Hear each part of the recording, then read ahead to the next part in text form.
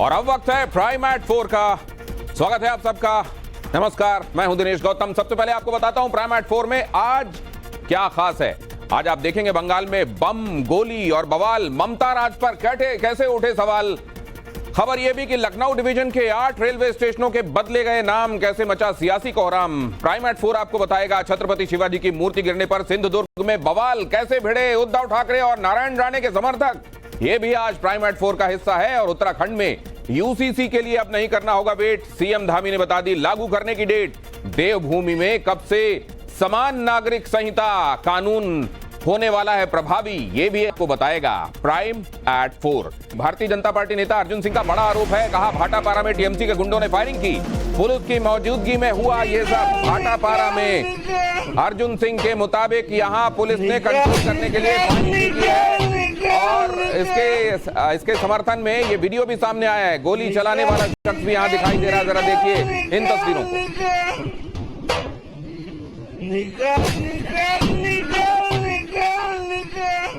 आज सुबह जो है घर से निकले हैं अपने नेता अर्जुन सिंह जी के घर जाने के लिए। सुबह 8:15 में 3 मिनट भी नहीं हुआ होगा, घोषपाड़ा रोड पर उठे हैं, इंग्लैंड इंडिया मिल क्रॉस किए हैं। रास्ते पर अचानक भाटपाड़ा म्यूनिसिपैलिटी का जेटिंग मशीन ला करके रास्ता जाम कर दिया गया है। जैसे ही हमारी गाड़ी रुकी है वैसे ही 50 से 60 लोग जो है हमारे गाड़ी को, हम लोगों के गाड़ी के ऊपर जो टारगेट करके बम चलाना शुरू किया है। 7 से 8 जो है बम चला है।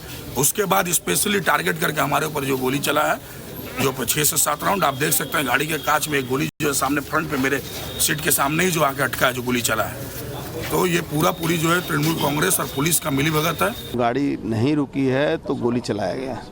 गोली ड्राइवर को यहाँ लगा है, उसका डायरेक्ट टेलीकास्ट आपको मिल जाएगा, जैसे वीडियो मिल जाएगा। और वो लगने के बाद वो गिर गया।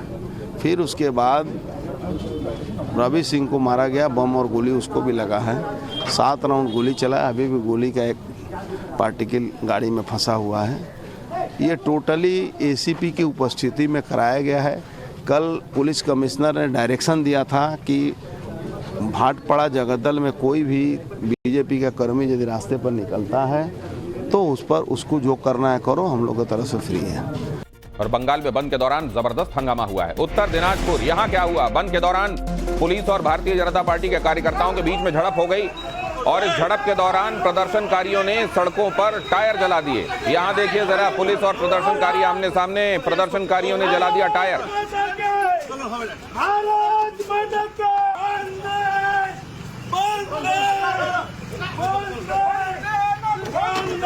उत्तर दिनाजपुर के बाद अब ले चलता हूं आपको मालदा में आमने सामने आ गए भारतीय जनता पार्टी और टीएमसी के कार्यकर्ता बीजेपी के बंद के विरोध में। टीएमसी ने निकाली थी रैली, पुलिस ने की बीच बचाव की कोशिश।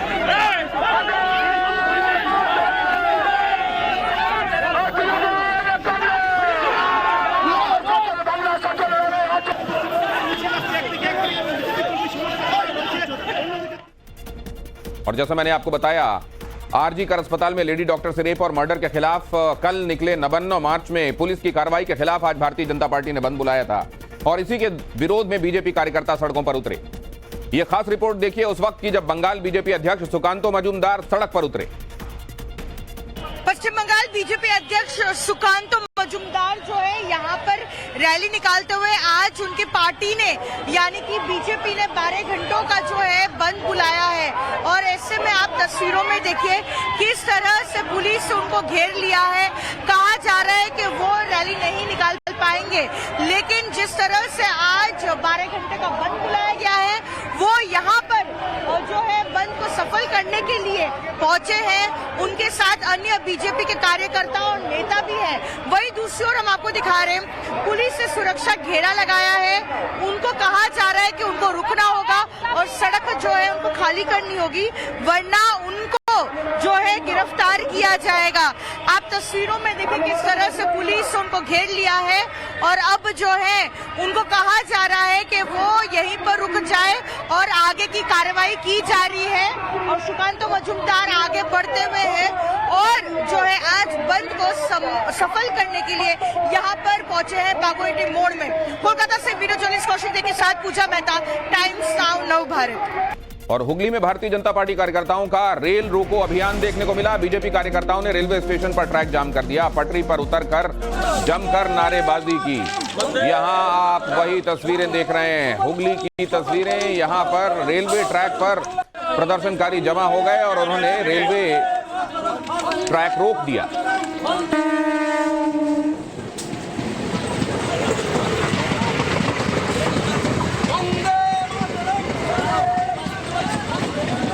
पश्चिम बंगाल में अलग अलग जगहों से आपको मैंने ये तस्वीरें दिखाई हैं। ये 8 तस्वीरें जो अब आपके सामने रखने वाला हूं, इन तस्वीरों को देखकर आप अंदाजा लगा लेंगे कि पश्चिम बंगाल में आज किस तरह की स्थिति देखने को मिली है। उत्तर दिनाजपुर में गदर देखने को मिला, नॉर्थ 24 परगना में रेल रोकी गई, कोलकाता में आगजनी हुई, टायर जला दिया गया, बवाल हुआ यहां भी, मालदा में भी टकराव देखने को मिला। हुगली में जैसा मैंने आपको बताया रेलवे ट्रैक पर प्रदर्शनकारी जमा हो गए, अलीद्वारपुर में जमकर हंगामा हुआ, कोलकाता में मेट्रो में नो एंट्री हो गई और सिलीगुड़ी में दुकानों पर किस तरीके से ताले देखने को मिले, यहां इन 8 तस्वीरों में आपको देखने को मिल रहा है। बंगाल में बवाल, बीजेपी का हल्ला बोल, आरजी कर मेडिकल कॉलेज में जो घटना हुई उसको लेकर नवान्न मार्च के दौरान जिस तरीके से लाठीचार्ज किया गया और टीयर गैस के गोले, पानी की धार छोड़ी गई प्रदर्शनकारियों पर, उसको लेकर कल ही सुकांतो मजूमदार ने ऐलान किया था कि भारतीय जनता पार्टी बंद का आह्वान करेगी। दूसरी तरफ टीएमसी ने कह दिया था कि बंद का आह्वान हम कामयाब नहीं होने देंगे, पूरा बंगाल खुला रहेगा और इसमें जो भी बीच में आएगा उसके ऊपर कानूनी कार्रवाई की जाएगी। और इस दौरान कैसा बवाल आज देखने को मिला सड़कों पर, ये आपके सामने। कोलकाता में बीजेपी कार्यकर्ताओं का प्रदर्शन, यहां देखिए आप, बीजेपी कार्यकर्ताओं ने जैसा मैंने आपको बताया मेट्रो स्टेशन का गेट ब्लॉक कर दिया, बंद के चलते घेराव किया गया, जमकर प्रदर्शन हुआ। कोलकाता के श्याम बाजार से बीजेपी कार्यकर्ता गिरफ्तार किए गए, पुलिस ने बीजेपी कार्यकर्ताओं को अरेस्ट किया। रेप और हत्या के मामले पर यह प्रदर्शन जैसा मैंने आपको बताया पश्चिम बंगाल में आज अलग अलग जगहों पर किया जा रहा है।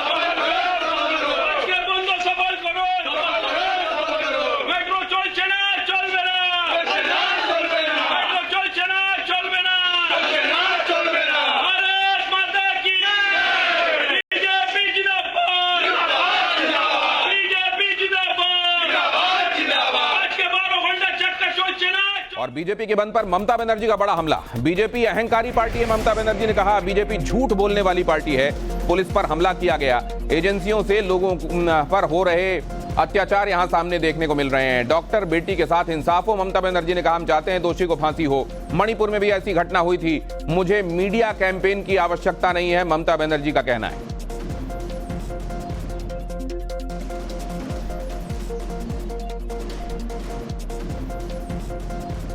और पश्चिम बंगाल के नंदीग्राम में भी भारतीय जनता पार्टी ने प्रदर्शन किया। विधानसभा में विपक्ष के नेता शुभेंदु अधिकारी का विरोध प्रदर्शन। शुभेंदु अधिकारी ने ममता सरकार के खिलाफ यहां नारेबाजी की। नंदीग्राम ये कर्म भूमि है शुभेंदु अधिकारी की। नंदीग्राम में इनफैक्ट नंदीग्राम के इंजीनियर के तौर पर कभी ममता बनर्जी के सहयोगी रहे शुभेंदु अधिकारी ने ममता बनर्जी को यहीं से एक तरीके से सत्ता की सीढ़ियों तक चढ़वाया था। और यहीं शुभेंदु अधिकारी आज आरजी कर मेडिकल हॉस्पिटल में जो कुछ हुआ उसको लेकर ममता बनर्जी के खिलाफ ही विरोध प्रदर्शन कर रहे हैं।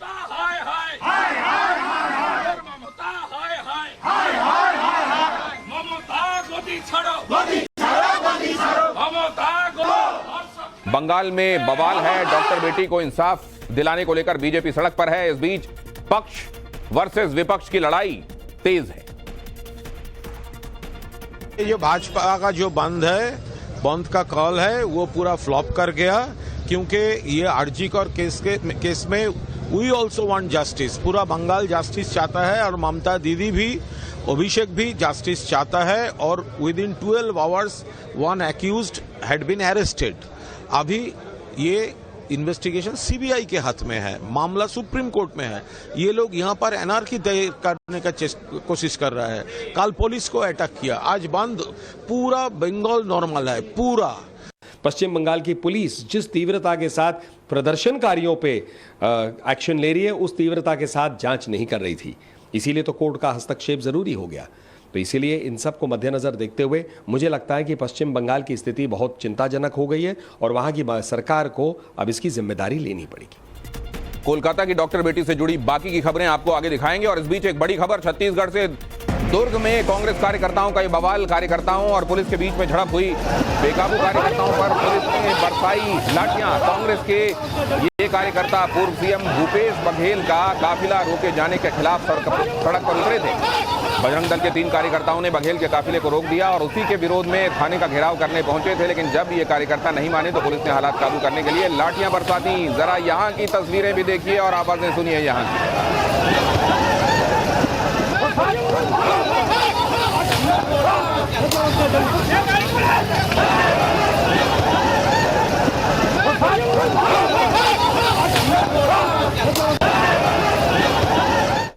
कोलकाता रेप मर्डर से जुड़ी हुई एक और खबर देखिए। एएसआई अनूप दत्ता का भी पॉलीग्राफ टेस्ट कराने वाली है सीबीआई। मुख्य आरोपी संजय रॉय का करीबी अनूप दत्ता। रेप कांड के बाद अनूप दत्ता के बैरक में गया था संजय रॉय। मुख्य आरोपी संजय रॉय और आरकेजी हॉस्पिटल के पूर्व प्रिंसिपल दिलीप घोष का पॉलीग्राफिक टेस्ट पहले ही हो चुका है। अब सीबीआई संजय रॉय के करीबी अनूप दत्ता का भी पॉलीग्राफिक टेस्ट कराएगी। इसके बाद रिपोर्ट में जो खुलासे होंगे, जांच टीम उन फाइंडिंग्स का मिलान करेगी ताकि इस जघन्य अपराध से जुड़ी तमाम कड़ियों को जोड़ने में मदद मिले। और सोर्सेस बता रहे हैं कि मृतक लेडी डॉक्टर की डीएनए रिपोर्ट सीबीआई को मिली है। केस सुलझाने में ये बहुत अहम रोल निभाएगी।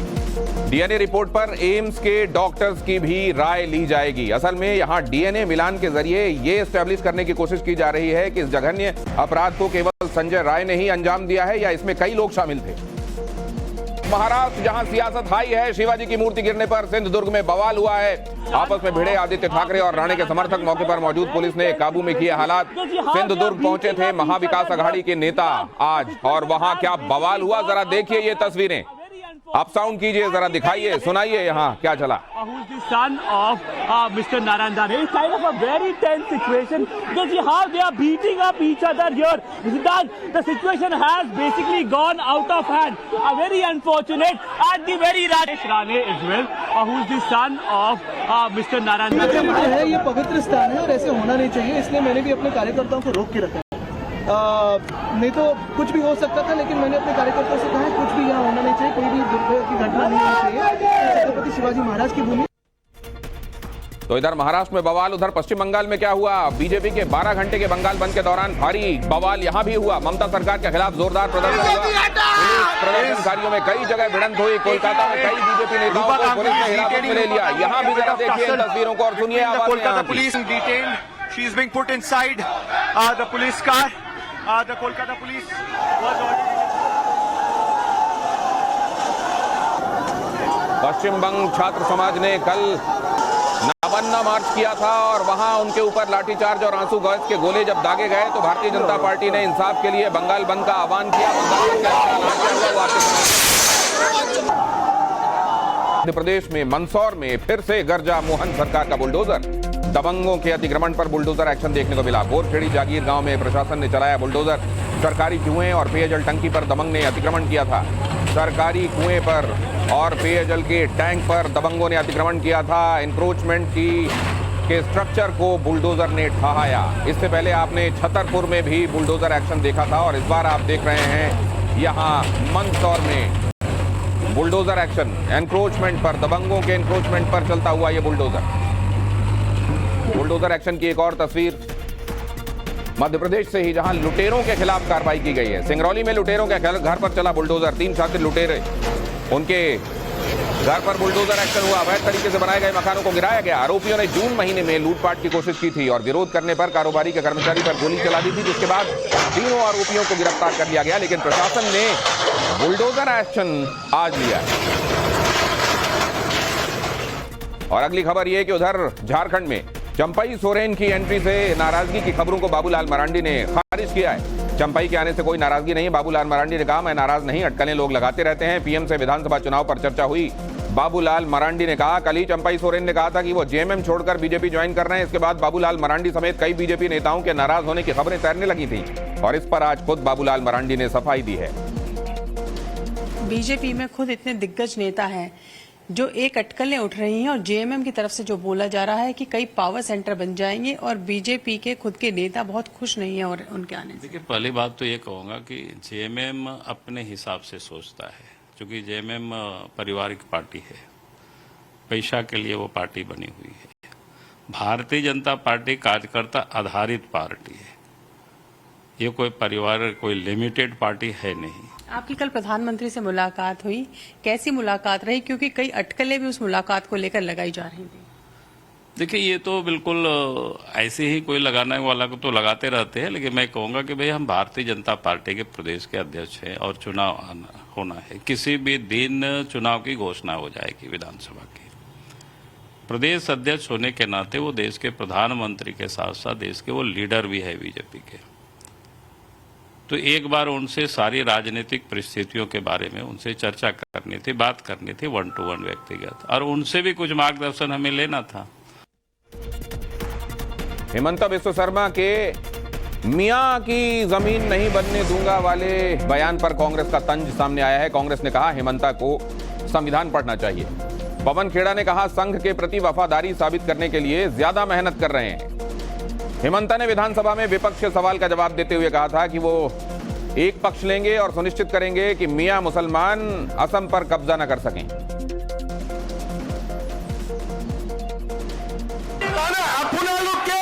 मियां मुसलमान मानुखिने गोटे हम लबई आमिও লব নিদিও হৈ গল आमिও लब निदियो। हिमंता बिस्वा शर्मा नए संघ में गए हैं, भाजपा में गए हैं, तो उनको अपनी वफादारी साबित करने के लिए संघ के प्रति ज्यादा मेहनत करनी पड़ रही है। करने दीजिए मेहनत, लेकिन भूल जाते हैं वो कि उन्होंने संविधान की शपथ ली है। हमने अभी चुनाव के दौरान उन्हें संविधान की एक कॉपी भी भेंट की थी, पढ़ी नहीं लगता उन्होंने। तो हम चाहते हैं कि वो एक बार संविधान को फिर से पढ़ लें, उसके बाद इस तरह की टिप्पणियां करें। और अब बात आदमखोर की। बहराइच के गांव में फिर से आदमखोर भेड़िया दिखाई दिया। आदमखोर भेड़िया धान के खेत में दौड़ता दिखाई दिया। वन विभाग की टीम ने भेड़िए का वीडियो बनाया। वन विभाग की टीम ये इंश्योर करने में लगी हुई है कि इस समय यहां पर अटैक करने वाले भेड़िए ही हैं क्या, भेड़िए हैं तो उनकी तादाद क्या है, कितने ऐसे भेड़िए हैं जो आदमखोर हो गए हैं और इस समय बस्ती में लोगों को पहुंचकर नुकसान पहुंचा रहे हैं। यहां पर जब वीडियो ये भेड़िया दिखाई दिया तो वहां वन विभाग की टीम मुस्तैद है, उसने फौरन ही इस भेड़िए को वीडियो में कैप्चर किया। बहराइच में भेड़ियों को पकड़ने के लिए सबसे बड़ा ऑपरेशन, बहराइच के 35 गांवों में ड्रोन से सर्च ऑपरेशन चलाया जा रहा है। रात में नाइट विजन ड्रोन से ट्रैकिंग हो रही है। भेड़ियों को पकड़ने में जुटे 9 टीमों के 200 लोग इस समय इस काम को अंजाम दे रहे हैं। इन भेड़ियों को पकड़ने के लिए दिन रात सैकड़ों कर्मचारी जुटे हुए हैं। जगह जगह जाल बिछाए जा चुके हैं। नदी के पास छिपकर स्नूपिंग हो रही है। भेड़िया छिपा आकर बैठा हमला करता है। और घोर पहाड़ में छोटे बच्चों एवं ग्रामवासियों पर हमला किया जा रहा है। आप सभी से आग्रह है कि सावधान एवं सावधान सावधान सावधान। और घोर पहाड़ में छोटे बच्चों एवं ग्रामवासियों पर हमला किया जा रहा है। आप सभी से आग्रह है कि सावधान एवं सावधान सावधान सावधान। और आरएसएस प्रमुख मोहन भागवत की सुरक्षा Z+ से बढ़ाकर ASL कर दी गई है। आईबी के अलर्ट के बाद केंद्र सरकार ने यह सुरक्षा बढ़ाई है। आरएसएस प्रमुख मोहन भागवत की सुरक्षा को बढ़ा दिया गया। मोहन भागवत को पहले Z+ सिक्योरिटी मिली हुई थी, जिसे बढ़ाकर अब ASL यानी एडवांस सिक्योरिटी लाइसेंस की कैटेगरी में ले आया गया है।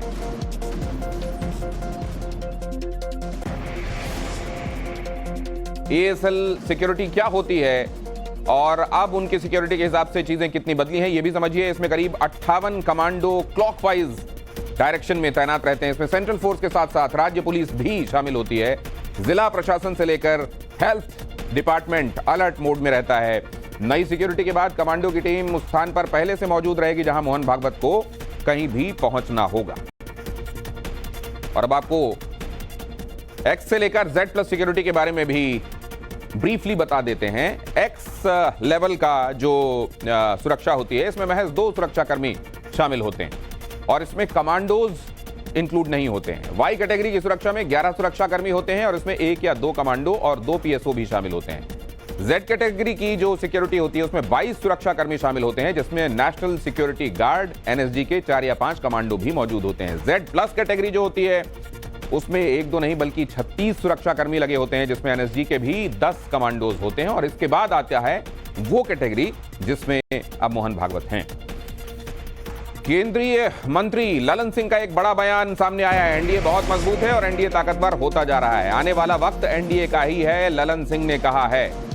ऐसे वक्त में जबकि कई बार विपक्षियों की तरफ से ये आवाजें उठाई जा रही हैं कि क्या भारतीय जनता पार्टी और उसके सहयोगियों के बीच में जिसको मिलाकर ये एनडीए बनता है सब कुछ ठीक ठाक है, ये बयान महत्वपूर्ण है।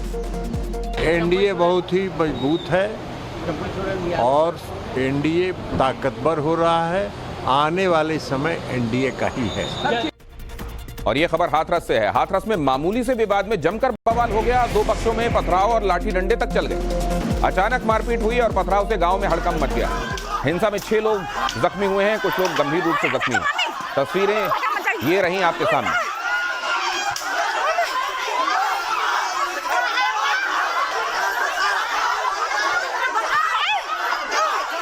प्राइमेट 4 में अगली खबर कर्नाटक से। कर्नाटक के मंड्या में चुनाव के दौरान हिंसा हुई। नगर निगम के चुनावों के दौरान बवाल हुआ। कांग्रेस और जेडीएस के कार्यकर्ता आपस में भिड़ गए। यहां देखिए आप, नगर निगम के चुनावों के दौरान बवाल। कांग्रेस और जेडीएस के कार्यकर्ता आमने सामने। कर्नाटक के मंड्या से ये तस्वीरें। जरा ये तस्वीरें देखिए और आवाजें सुनिए।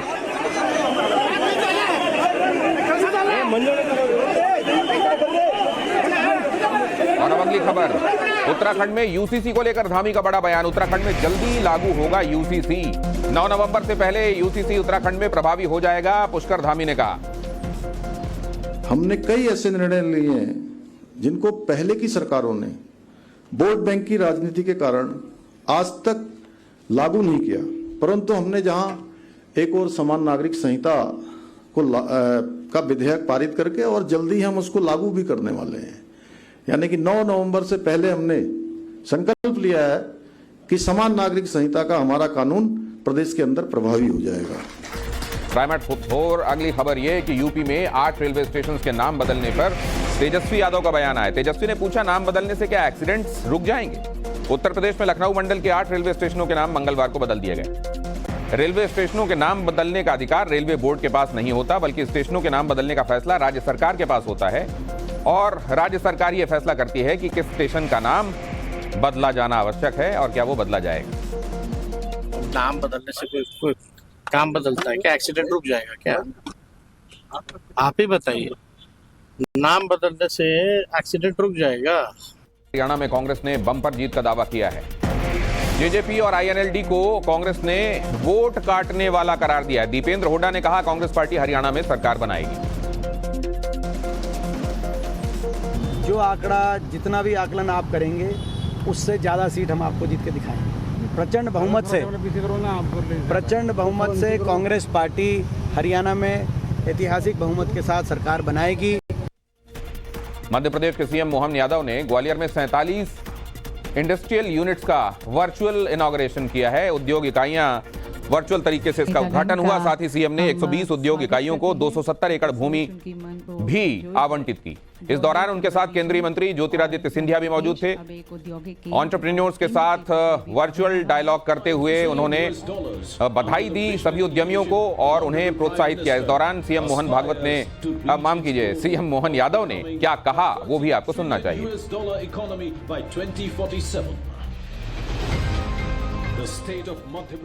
इसके ऊपर देखते हैं ये लघु। पैसे के लिए कोई नहीं आता किसी के पास हाथ फैलाने के लिए, लेकिन उद्यमशीलता के लिए अनुकूलता तो चाहिए ही चाहिए। उद्यमशीलता बिना अनुकूलता के नहीं हो सकती।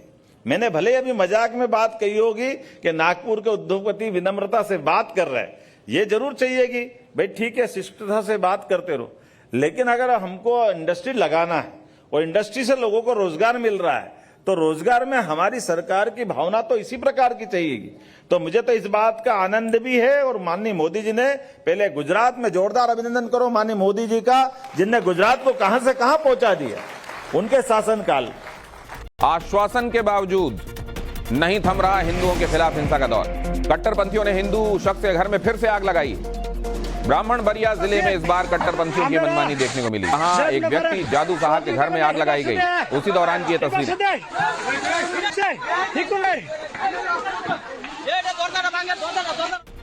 और उधर बांग्लादेश की पूर्व पीएम शेख हसीना के खिलाफ केस दर्ज हो रहे हैं। शेख हसीना के खिलाफ 5 और केस लाद दिए गए। शेख हसीना के खिलाफ अब कुल मिलाकर 71 केसेस दर्ज हो चुके हैं। हसीना के खिलाफ अकेले मर्डर के ही 60 केसेस दर्ज कर लिए गए हैं।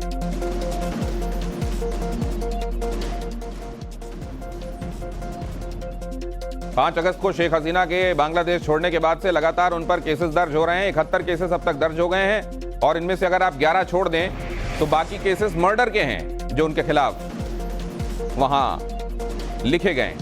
और अब अगली खबर आपको प्राइम एट 4 में दिखाता हूं मैं राजस्थान से।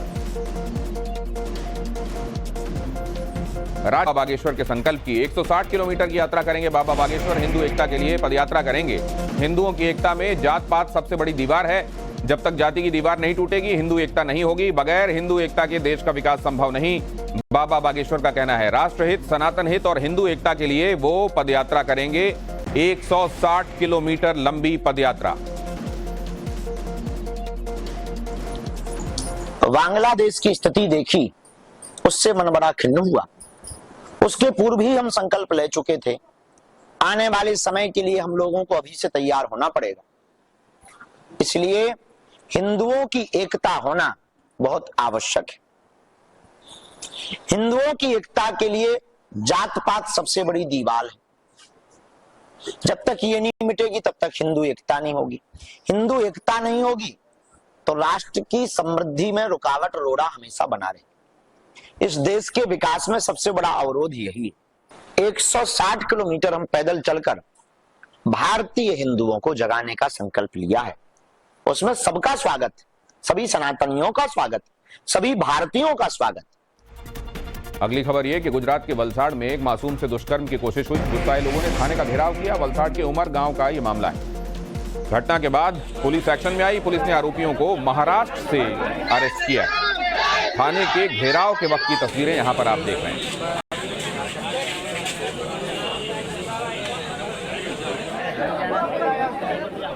राज्यों में भी इधर बाढ़ बारिश से हाहाकार है। गुजरात में बाढ़ और बारिश की वजह से भारी तबाही हुई है। बारिश के बीच 15 लोगों की मौत की खबर है। 12 से ज्यादा जिलों में बारिश का रेड अलर्ट अब भी जारी है। जल भराव के चलते 5 और ट्रेनें रद्द हुई हैं। कुल मिलाकर पिछले 2-3 दिनों में यहां बाढ़ और बारिश की वजह से ट्रेनों की आवाजाही पर खासा असर पड़ा है। कम से कम 100 ट्रेनें ऐसी हैं जो या तो डाइवर्ट हुई हैं या जिनका परिचालन फिलहाल बंद किया गया है। गुजरात में अभी क्या स्थिति है ये आपको बता देते हैं। 1 दर्जन से ज्यादा जिलों पर बाढ़ का बहुत गहरा असर है।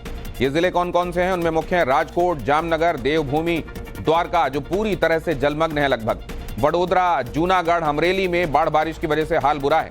बाढ़ और बारिश के चलते 15 से ज्यादा लोगों की अब तक जान जाने का आधिकारिक आंकड़ा सामने आया है। बाढ़ में फंसे 300 से ज्यादा लोगों को अभी स्टेट डिजास्टर रिलीफ फोर्स की टीम ने सुरक्षित रूप से रेस्क्यू करने के बारे में बताया है और 23,000 लोगों को सुरक्षित जगहों पर पहुंचा दिया गया है। यह भी आधिकारिक रूप से बताया गया है। और राजकोट में बाढ़ की वजह से उफनती नदी में कार बह गई। पुल पर पानी के तेज बहाव में यह कार बही। कार में मौजूद 3 लोगों की तलाश अब भी चल रही है।